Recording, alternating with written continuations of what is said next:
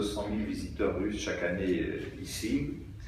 Et donc, je suis très heureux que le Parlement français, hier, ait enfin fait cette évolution pour que l'on devienne beaucoup plus raisonnable, alors que nous avons à être unis dans tant de combats pour défendre notre civilisation, notre culture commune, notre héritage, tout simplement, qui est un héritage de civilisation face au terrorisme, face à la barbarie qui voudrait nous anéantir.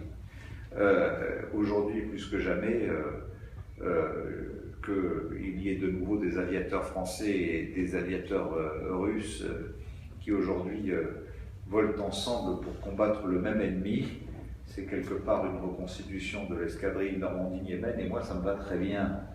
Et donc, plus que jamais, je crois que nous avons à être unis dans ce même combat.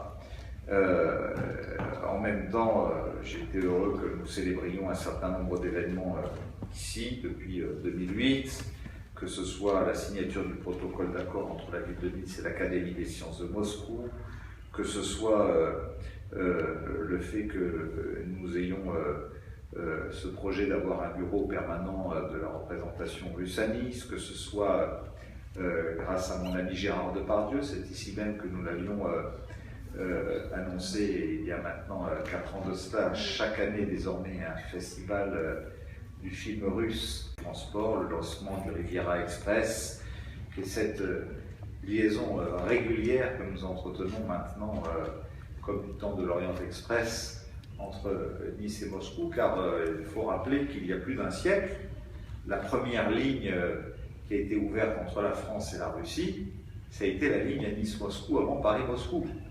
Et ça aussi, c'est une réalité que nous devons rappeler en permanence. 7000 voyageurs par an qui montent à bord aujourd'hui.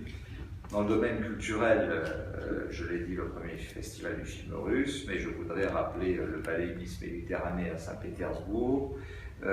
Et puis enfin, je veux témoigner toute ma reconnaissance à la Fédération de Russie pour les travaux qui ont été réalisés sur la cathédrale Saint-Nicolas, qui nous ont permis, aujourd'hui, elle a retrouvé sa place sous l'autorité du patriarche de Russie, et je m'en réjouis, de retrouver toute sa splendeur. C'est un investissement très important de la Fédération de Russie, et là aussi, entre l'animation de l'espace vert qui est autour, les places de stationnement qu'il faut aménager, l'accueil des cars de touristes dans un des monuments les plus visités de la ville de Nice, eh bien, nous avons bien des projets en commun pour pouvoir valoriser tout cela. Alors, vous avez rappelé quels étaient les temps forts de ces journées de Moscou. Je n'en reviendrai pas dessus, ce serait répétitif.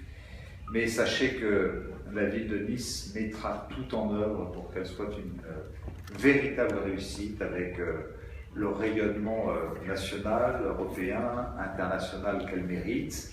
Et en même temps, toute la dimension prestigieuse que nous devons lui donner. Nous mettrons en œuvre ici, avec la ville de Nice, tous les moyens nécessaires pour que ce soit une parfaite réussite.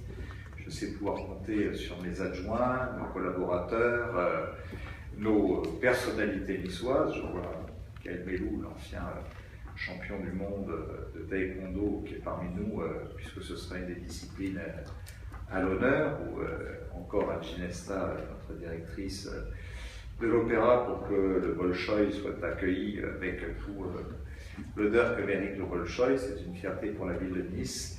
Merci Monsieur le Ministre, tout simplement.